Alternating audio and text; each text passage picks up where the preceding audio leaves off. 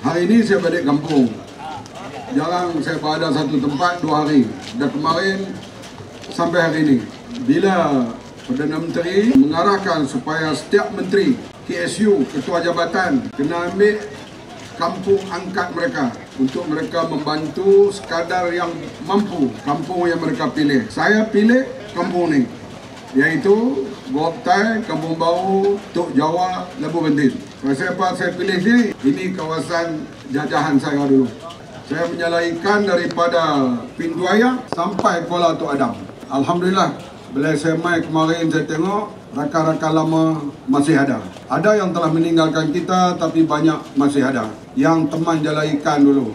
Cuma saya tak jumpa keluarga Ibrahim Atap. Ada ke tak lagi pun tak tahulah. Sebab dulu saya naik perahu dengan nama Dun. Dia pergi tetak daun nipah di Sungai Besar tu. Pergi tu okeylah, masa balik tu tebin perahu dengan ayak tu tak sampai sejengkai. Kalau ada ombak sikit kata berum lah. Masa itu mana ada life jacket semua ni. Tapi kami pada waktu budak-budak kot ni semua boleh berenang. Kalau hak muda-muda saya tak tahu. Kalau hak tua-tua ni, hak 50 kata ni hampa tahu dalam sungai lah. Tak ada apa masalah kan. Ayak bah pun kami boleh berenang dulu ni.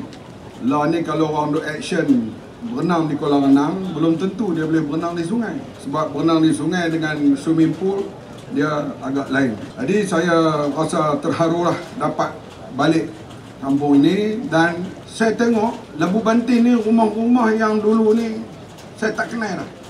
Rumah Tok Lajim, rumah Tok Daweh, rumah Tok Isa, rumah ni semua dah tukar jadi rumah batu. Jadinya perkembangan ekonomi di sini agak baik.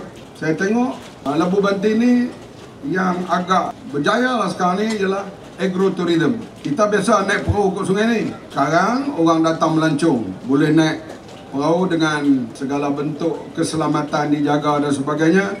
InsyaAllah dengan publicity yang baik, kita lihat agrotourism di Labu Bentin ini akan berjaya. Setiap kampung ada.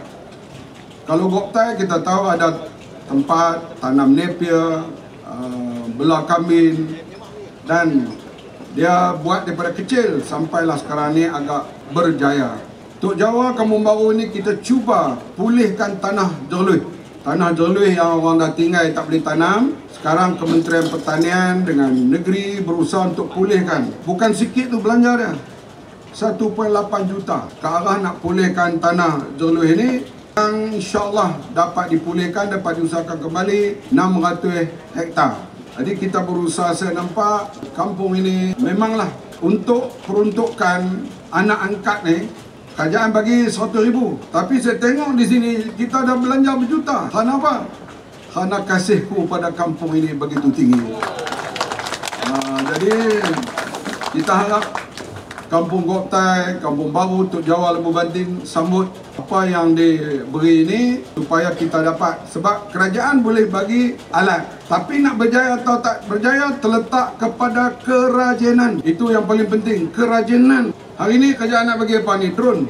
Kena jaga elok. Koperasi kena jaga betul-betul. Traktor besar ni 2 biji.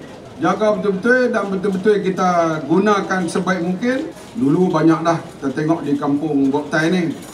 Ada orang bagi lembu, ada orang bagi ayam. Ternak ayam, termasuk abang saya dulu. Lepas kursus beli 4B, ternak ayam. Ayam pun besar, bertelur, habis telur, habis ayam. Kali tu je. Yang pentingnya orang panggil penyambungan. Sebab kerjaan dia bagi mula, tetapi lepas itu dia nak berjaya atau tidak bergantung kepada usaha kita. Kita tengok di Gok Tai lah ni, hak jual krepek, jual apa tu. Ayunis, dia sudah jualan juta. Dia mula ni jual sikit-sikit tu ya. Lah, bulan puasa tu kita tengok pasal apa Gok Tai jam ni. Orang beli benar tu. Bukan ada apa. Beli kopok, beli kuih telinga kelin. Hampa tahu tak telinga kelin ni? Peneram, kami panggil telinga kelin. Dia bulat hitam, tapi nampak kuih tu huduh, tapi sedap. Buah hulu, seronding. Tapi oleh kerana orang tahu tempat tu orang, dan pengusaha-pengusaha di kawasan kampung ni boleh pergi jumpa dia untuk dipasarkan di kedai itu dengan kualiti yang baik. Dan saya nampak itu satu kemajuan yang cukup hebat. Dia mula cara bersendiri, bantuan kerajaan ini datang kemudian, Dan kemarin saya resmi, Nishin dia beli hampir 300,000. 300,000 dia beli, tak minta duit kat kerajaan. Kerana dia telah boleh berjaya dan jualan dia sudah meningkat jutaan ringgit. Artinya kampung ini, pertama sekali bila saya masuk dalam kampung malam, saya tengok Labu Bantin memang berubah sungguh lah. Dulu kita nak naik gerek, naik bersekat daripada Goptai nak main ke dalam Labu Bantin tu.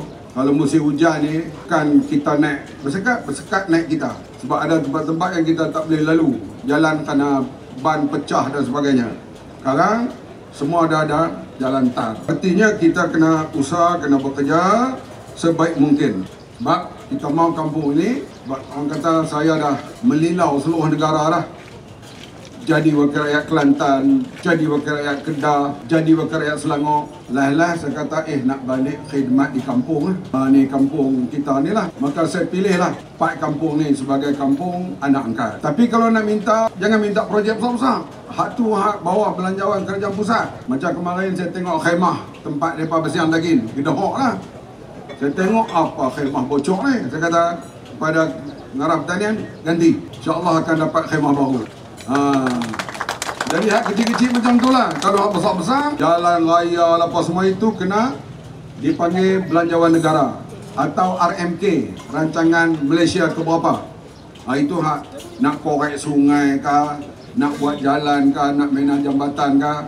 Tapi kalau hak kecil-kecil macam hak khemah macam tu, itu boleh guna kita kata peruntukan yang menteri menjadikan Pak kampung ni sebagai anak angkat dia. Benda-benda kecil gitulah. Hak besar-besar ni dia kena perancangan negara yang berbentuk setahun atau berbentuk 5-10 tahun akan datang.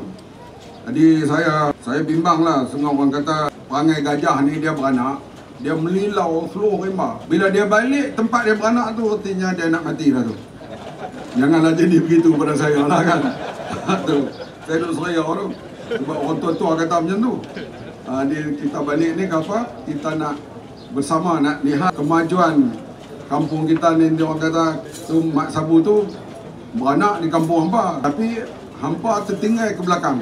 Jadi kita nak berusaha dengan lain-lain tempat tu, kita terus berjalan mengikut perancangan yang digariskan oleh negeri dan juga federal.